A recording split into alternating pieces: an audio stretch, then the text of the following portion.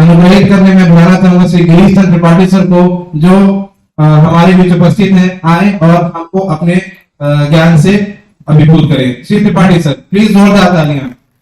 इस अष्टम सम्मान समारोह में हम लोगों के बीच उपस्थित श्रीमती चौधरी जी, आदरणीय चौधरी जी, हमारे मित्र प्रोफेसर उपाध्याय जी, डॉक्टर श्लेष गौतम जी, राजेश शुक्ल जी, आदरणीय पूजा सोनी जी, और जो यहाँ इस परीक्षा में सिलेक्ट हुए लोग हैं, ऐसे सभी सम्मानित अधिकारीगण, उनके सभी सम्मानित अभिभावकगण, आप सबको हृदय से बहुत बहुत बधाई और ईश्वर से प्रार्थना कि आप अपने उद्देश्य में पूरी तरह सफल हों। आज अभी भी हमारे मित्र श्रेष्ठ गौतम जी ने कहा और उन्होंने कुछ लोगों का उल्लेख भी किया, किसी राष्ट्र का निर्माण अचानक नहीं होता। उस राष्ट्र का निर्माण सामर्थ्यवान, संस्कारवान, चरित्रवान, देशभक्त लोग करते हैं। और भारत जो विश्व का प्राचीनतम राष्ट्र है, उस राष्ट्र के निर्माण में भी हमारे पूर्वजों ने अपनी बड़ी महती भूमिका निभाई है। उन्होंने अपने शरीर को प्रयोगशाला बनाया और उस प्रयोगशाला में उन्होंने इस सृष्टि के सत्य और रहस्य को समझने की कोशिश की। They devoted whole of their lives to realize the truth and mystery behind this creation, and ultimately they succeeded. और जो सत्य और रहस्य उन्होंने समझा, उसके आधार पर ही जो दर्शन, दृष्टि और विचार विकसित हुआ, वही हमारी सामाजिक, आर्थिक, राजनीतिक और सांस्कृतिक जीवन रचना का आधार बना। यहाँ तक कि विज्ञान और तकनीक के मूल में भी वही दर्शन, दृष्टि और विचार है। और वह क्या है? यह संपूर्ण सृष्टि परमात्मा का विग्रह। This creation is nothing but manifestation of almighty. और जब यह संपूर्ण सृष्टि परमात्मा का विग्रह है और हम सब लोग उसके घटक हैं, तो निश्चित तौर पर यह संपूर्ण वसुधा हमारा परिवार है। वसुधैव कुटुंबकम उन्होंने कहा, भारत कुटुंबकम नहीं कहा। और जब परिवार की रचना या परिवार का विचार हमारे जीवन का आधार बना, तो परिवार में कोई किसी का शोषण नहीं करता। जो कमजोर होता है उसकी चिंता सब लोग करते हैं। जैसे जब शरीर हमारी समझ में आ जाता, तो पूरी सृष्टि हमारी समझ में आ जाती है। शरीर का एक अंग दूसरे अंग से मिलता नहीं है। हमारी आंख नाक जैसी नहीं है, नाक कान जैसे नहीं है, और इनमें से कोई भी एक दूसरे से नहीं मिलता। इनके सबके काम भी अलग अलग है। और यह कहना कि इनमें कौन ज्यादा इंपॉर्टेंट है, बहुत मुश्किल है। इसलिए आप जिस जगह पर सेलेक्ट हुए हैं, वह जगह उतनी ही महत्वपूर्ण है जितनी कोई दूसरी जगह हो सकती है। We are doing for what we are destined. हम क्या करेंगे हमारे हाथ में नहीं है, यह नियत ने पहले तय कर दिया। हम कैसे करेंगे, केवल ये हमारे हाथ में। इसलिए हमारे मन में यह विचार होना ही नहीं चाहिए कि हम किस जगह पर सेलेक्ट हुए, वह पद छोटा है या बड़ा। कभी कभी पद बड़ा होता है और कभी कभी व्यक्ति बड़ा होता है जो पद को बड़ा बना देता है।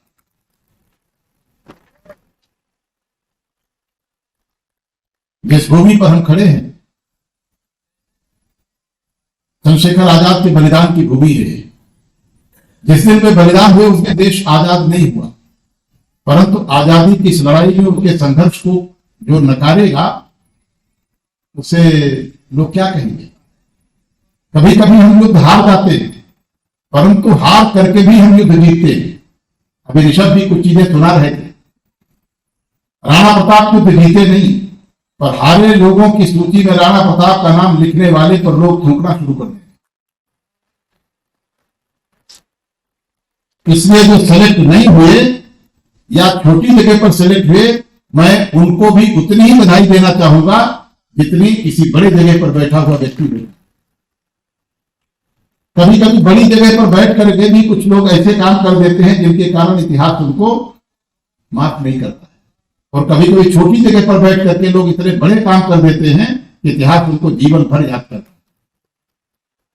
इसलिए मैं तो ईश्वर से प्रार्थना करूंगा कि आप किस जगह पर हैं, कोई जगह बड़ी नहीं है, कोई जगह छोटी नहीं है। कारण हमारे दांत में दर्द जब होने लगता है, हम कहते हैं दांत में न हुआ होता, कहीं और होता तो हम बर्दाश्त कर लेते। और जब पैर में होता है तो कहते हैं क्या होता है, पैर में दर्द होने लगा तो हम कुछ करेंगे, कहीं और होता तो काम चल जाए। तो कोई स्थान छोटा नहीं है, इसलिए हमें उस स्थान की गरिमा को समझकर उसके अनुकूल आचरण करने की ओर अपना प्रयत्न करना चाहिए। हमारी गरिमा अपने आप सुनिश्चित हो जाए। और बताए ना कि यह देश आज क्योंकि सुरेश जी ने तो थोड़ी चर्चा शुरू कर दी थी, इसलिए मैंने भी सोचा तो कुछ और था, पर आज मन आप लोगों से कुछ और बात करने को कहता। चंद्रशेखर आजाद की मां बीमार है, इलाज के पैसे नहीं। भगत सिंह उनके अनन्य अनुयायी है, वो आते हैं कहते हैं रिवाल्वर की 22 गोलियां हैं, अगर 4 भेज दे तो मां का इलाज हो जाएगा। आजाद थोड़ी देर सोचते हैं और फिर कहते हैं कि ये गोलियां हमारी मां के इलाज के लिए नहीं है, हमने चौरी चौरा और काकोरी कांड अपनी मां के इलाज के लिए नहीं किए, ये गोलियां भारत माता के लिए। भगत सिंह फिर कुछ कहते हैं, आजाद कहते हैं कि अगर बड़ी मजबूरी हुई तो 4 गोलियां नहीं, केवल 1 गोली काफी हो।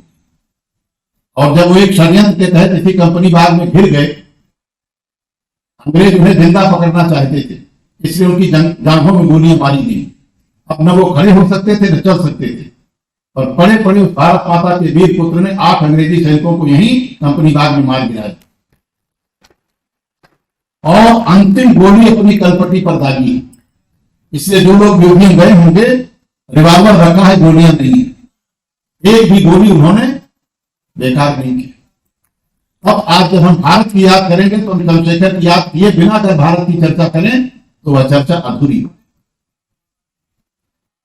राम प्रसाद बिस्मिल का नाम तो कुछ लोगों ने सुना होगा, ज्यादा लोग नहीं सुने होंगे। मैंने भी थोड़ा ही सुना था। एक दिन ऑल इंडिया रेडियो की डायरेक्टर, नाम नहीं लूंगा, उन्होंने मुझे कहा परसों आपकी थोड़ा समय हमें चाहिए। मैंने कहा हो जाएगा, पर विषय क्या है? अरे कहा राम प्रसाद बिस्मिल की जयंती है। मुझे अपने ऊपर बहुत तरस आया। मैं राम प्रसाद बिस्मिल को केवल इतना जानता हूं कि काकोरी कांड में उनको फांसी हो, इससे ज्यादा नहीं जानता। हाँ, वो तो बाद में जाना जब पढ़ा नहीं, मेरे पड़ोस के ही, और मुझे नहीं मालूम था तो किस जनपद के। उनके बड़े भाई को भी फांसी की सजा हो गई थी, तो राम प्रसाद बिस्मिल क्रांतिकारी बन गए। बाद में उनके भाई की फांसी की सजा काला पानी, और काला पानी भी माफ हो गया, पर वो क्रांतिकारी बन चुके थे, इसलिए वापस नहीं हो सकते थे। 30 वर्ष में उनको फांसी हो गई, पर 30 वर्ष की आयु में उस आदमी ने 11 किताबें लिखी। हमारा काम किताब लिखना और पढ़ना है, पर मैं रिटायर हो गया, मैं 11 किताबें नहीं लिख पाया। और वो किताबें एक भाषा में नहीं, कई भाषाओं में, और इतनी मशहूर हुई किताबें वो कि लोग अंग्रेजों ने उन पर प्रतिबंध लगा दिया, उनकी पूरी संपत्ति जब्त कर ली। दादी और मां जीवित थी, जो 2 वक्त भोजन नहीं मिलता था, एकादशी के दिन जो दान मिलता था उसे ही अगली एकादशी तक चलाती थी। अंग्रेजों ने किताबों को प्रतिबंध लगाया, उनके अनुयायी खड़े होते थे चौराहों पर किताबें लेकर, और लोग खरीदने लगते थे। तब तक पुलिस आती थी तो हट जाते थे, और उससे जो पैसा मिलता था उससे घर नहीं चलाते थे, क्रांतिकारी आंदोलन चलाते थे। जैसे उनको फांसी होनी थी, उसके एक दिन पहले मां गई है मिलने। स्वाभाविक है, मां की बराबरी कहीं नहीं होती। 3 ऋण हमारे यहां बताए गए हैं, मातृ ऋण, पितृ ऋण और विष ऋण। 2 ऋणों से मुक्त होने का विधान शास्त्रों में है पूजा जी, पर मां के ऋण से मुक्त होने का कोई विधान नहीं है, उससे आप कभी मुक्त नहीं हो सकते।